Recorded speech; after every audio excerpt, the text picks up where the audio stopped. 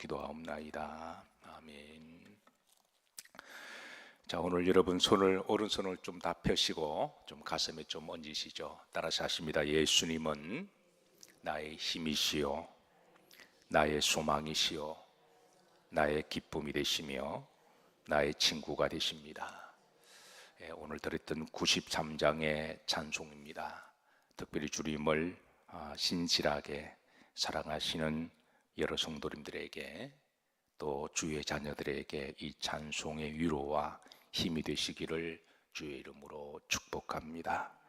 자, 우리가 지난번 말씀에 이어서 이제 어느 청년의 서원의 기도를 우리가 두 가지를 살폈습니다. 첫 번째는 행실을 깨끗하게 하겠다고 서원하고 다짐했고, 두 번째는 주의 말씀만 지킬 것을 다짐했습니다. 자, 셋째 오늘 10절의 말씀인데요. 자, 전심으로 주를 찾아 싸우니 찾겠다고 다짐을 합니다. 10절 다 같이 합독합니다. 내가 전심으로 주를 찾아 싸우니 주의 계명에서 떠나지 말게 하소서 그랬습니다. 자, 시제가 과거 시제입니다. 시인은 그동안 자신이 어떻게 믿음의 여정을 걸어왔는지 하나님께 고백합니다. 그 고백은 내가 전심으로 하나님을 찾았다라고 고백합니다. 그리고 이 고백은 과거 시제로 끝나는 것이 아니라 현재로 이어집니다. 내가 그동안 주님을 신실하게 전심으로 주님을 찾았고, 그리고 지금도 계속해서 주님을 찾겠다라고 이어집니다. 신앙은 현재죠. 과거의 신앙생활을 잘했다고 하는 것은 참으로 좋은 일입니다. 그러나 과거에 아무리 잘했다고 할지라도 현재에 만약에 이제 신앙생활을 잘하지 않으면 그것은 이제 숫댓말로 죽 서서 개줄 수도 있습니다. 그래서 한때 사랑의 반대말은 사랑하지 않는다가 아니라 사랑했었다라는 말로도 그리고 회자되기도 했죠. 저 과거는 사랑했었는데 지금은 아니라는 것이죠. 사랑하는 성도 여러분, 신앙은 현재입니다. 항상 현재입니다. 과거에 잘하셨다면 그 참 잘하신 거예요. 그러나 그 과거에 잘한 게 현재로 이어지는 자람이 되어야 그게 우리 신앙의 그게 열매기도 하고 그동안 신앙의 그게 신실함을 증명하는 거죠. 나는 과거에 잘했는데 지금은 뭔가 문제가 있다. 그러면 과거가 뭔가 잘못됐다는 것을 방증하는 것이죠. 과거를 잘했다면 이어지는 현재는 자연스럽게 그건 잘 이제 마무리가 되어지는 거로 이어져야 되는 것이죠. 이는 역으로도 마찬가지입니다. 과거의 신앙생활을 잘 못할 수도 있습니다. 그래서 늘 아쉬운 마음과 죄송한 마음을 가지고 있습니다. 그런데 이제 그것을 깨닫는 순간부터 지금부터 잘하면 됩니다. 비록 과거에 한때 탕자가 되고 당녀가 되고 이제 잘못했다고 할지라도 주님은 괜찮다고 그러십니다. 깨닫는 그 순간부터 잘하면 되는 거거든요. 그래서 신앙생활은 항상 현재가 되어야 합니다.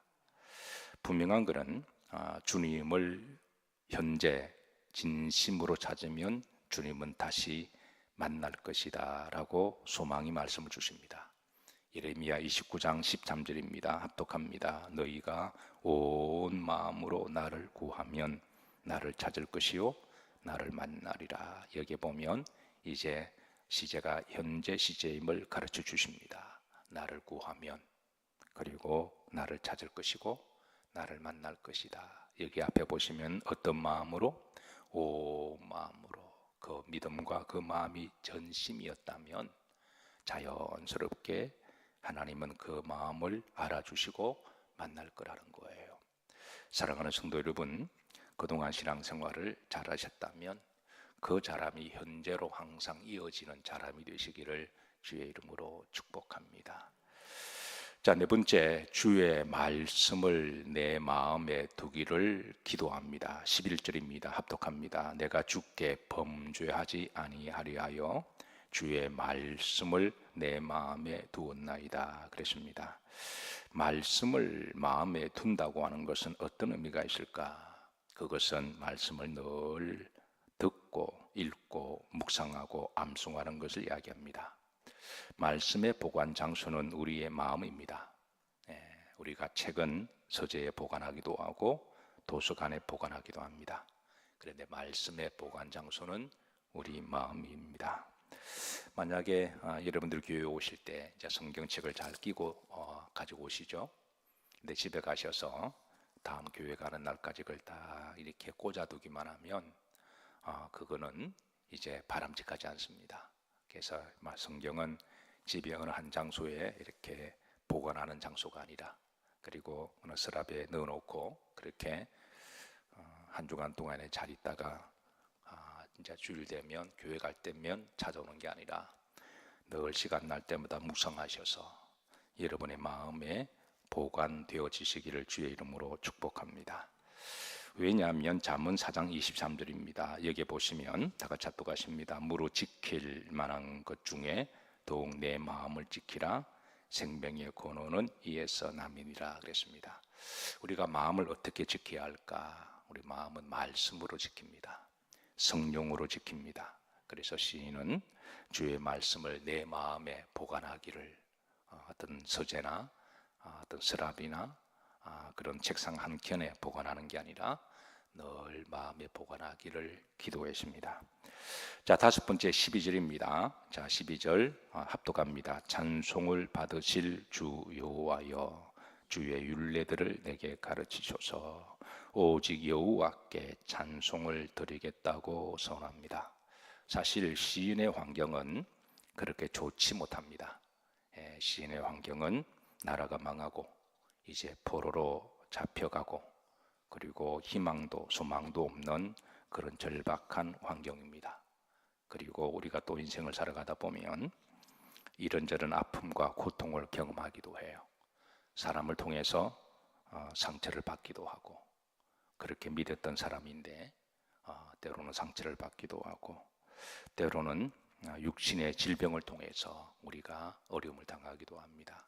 그래서 우리가 돌이킬 때마다 인생은 참 연약하다 그렇게 고백해요. 그래서 우리가 이 연약한 인생 가운데 신실한 사람들은 두 가지로 신앙의 결론을 짓는데요. 연약하니까 오직 하나님만 의지하기를, 두 번째는 그럼에도 불구하고 여호와를 찬송하는 것입니다. 그런데 세상 사람들 하나님을 믿는다고 하면서도 이런 일을 당하게 되면 어떤 사람 원망하고 불평합니다. 어떤 일을 당하면 항상 원망하고 불평하고, 그리고 신앙에서 멀어지는 거죠. 이게 이제 세상 사람들의 특징이라고 한다면, 하나님을 그동안 신실하게 잘 믿은 사람들의 특징은 어떤 일을 당하더라도 연약한 인생을 돌이켜보고 하나님께 긍휼히 여겨주시기를 기도하고, 더욱더 예수님은 나의 소망이 되시고 힘 되심을 바라봅니다. 그리고 그런 가운데서도 여호와께 찬송을 드리는 성도가, 그게 신실한 성도고 믿음 생활을 그동안 잘해오신 것이죠. 어느 성도가 제게 상담을 해왔고, 그 상담과 또 기도와 예물 제목이 이렇습니다. 지금까지 저와 함께 하시고 우리 가정을 인도하신 에베네셀로 함께 하심을 또 감사합니다. 또다시 저에게 새로운 질병이라는 광야를 허락하심도 감사합니다. 상담과 기도 제목을 받고 제 마음이 참으로 아련하고, 제가 그 성도를 잘 알기 때문에 그분이 걸어왔던 길 아시고 참으로 훌륭하신 분이어서 가슴이 뭉클하고 은혜가 되고, 또 기도하고 또 눈에 또 충혈이 되기도 하는데요. 저는 목회를 하다 보면 때로는 우리 평신도들 중에 목사들보다 더 훌륭한 영성을 가지고 인격을 가진 분들을 제가 만나게 됩니다. 저도 목회를 하지 않았다면 저분의 영성과 믿음을 가질 수가 있을까, 나 자신을 돌아보고 늘 때로는 도전을 받기도 하고, 때로는 다시 한번 목회자라고 하는 건 성직자인데 누가 보든 안 보든 하나님과 나와의 관계에 있어서 그래서 늘 자신의 거울로 삼기도 한데, 그래서 평신도지만 참 훌륭하신 분이다. 참 인격적으로, 영성적으로, 신앙적으로 참 훌륭하신 분이다. 그렇다고 뭐 말로 이렇게 자주 할 수는 없는 문제고, 또 다른 성도들은 들으면 때로는 또 시기하고 질투할 수도 있어서 조심스럽기는 한데, 어쨌든 훌륭하신 분들이 참 많으세요. 근데 우리 인간이라고 하는 건 연약합니다. 연약해요. 때로는 어려운 환경을 만나기도 하고, 때로는 질병을 만나기도 하고, 때로는 사람들에게 상처를 받기도 하죠. 자, 그런데 이분의 결론은 그런 가운데서도 하나님께 또 감사로 신앙으로 잘 고백합니다.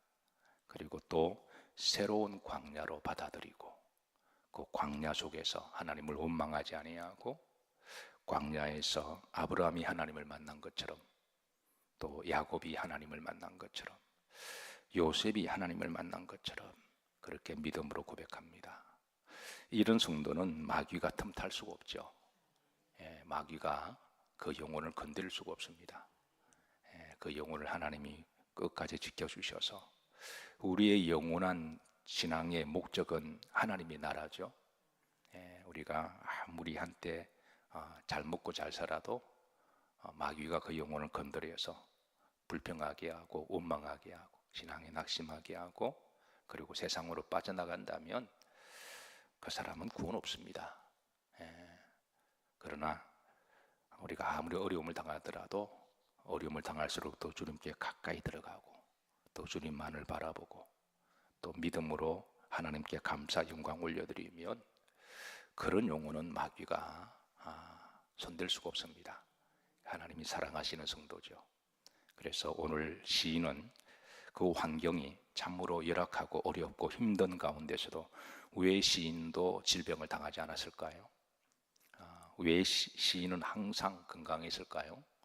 시인은 항상 모든 일이 잘 되었을까요? 사람 사는 게 다 비슷해서 살다 보면 남들 경험하는 거 다 경험하죠. 그러나 그런 가운데도 찬송을 받으실 주 여호와여, 그렇게 고백합니다. 이 고백이 우리 여정 가운데 기분 좋을 때는 막 올라가고, 기분 나쁠 때는 내려가고, 이렇게 업앤다운이 왔다 갔다 하는 신앙은 절대 롱런하지 못합니다. 그래서 우리가 끝까지 롱런하기 위해서는 우리가 변치 않는 신실하게 주님을 믿는 성도들이 하나님이 끝까지 붙잡아 주시고 마귀도 역사하지 못하는 거죠. 오늘 이 시인의 고백이 여러분과 저의 고백이 되기를 주의 이름으로 축복합니다. 자, 여섯 번째 12절 흐름들을 보시면 주의 율례들을 내게 가르치소서 그랬습니다. 시인은 하나님의 말씀을 늘 배우기를 소망합니다. 늘 말씀을 읽고 묵상하고 마음에 두고, 그리고 말씀을 배우기를. 시인은 어떻게 주의 율례들을 배울까요? 하나님은 매 시대마다 주의 종을 세우셔서 하나님의 말씀을 풀어주시고 읽게 하시고 묵상하게 하시고 가르치게 하십니다. 그래서 시인은 늘 주의 말씀을 배움받기를 원합니다. 자, 마지막 일곱 번째 13절입니다. 합독합니다. 주의 말씀을 전도하겠다고 다짐하는데요. 13절 합독합니다. 주의 입의 모든 규례들을 나의 입술로 선포하였으며 그랬습니다. 시인은 다시 한번 하나님의 살아계심과 또 하나님의 복음을 선포하고 전도하겠다고 다짐하며 기도합니다. 사랑하는 성도 여러분, 하나님께서 오늘 한 날도 우리들에게 새 날 주시고 새 생명 주셨습니다. 새로운 영을 주셔서 오늘도 하나님의 말씀을 여러분의 마음의 창고에 잘 보관하시고, 또 하나님과 더 친밀하게 가까이 가시고, 오직 예수님이 나의 소망이시고, 예수님만이 나의 소망이시고, 예수님만이 나의 기쁨이시고, 예수님만이 나의 친구 되시는 이 새벽 아침에 이 은밀한 시간에, 거룩하고 조용한 시간에 여호와를 앙망하셔서 주님으로부터 주시는 위로와 또 힘을 얻으시고 오늘 한 날도 힘있게 살아가시기를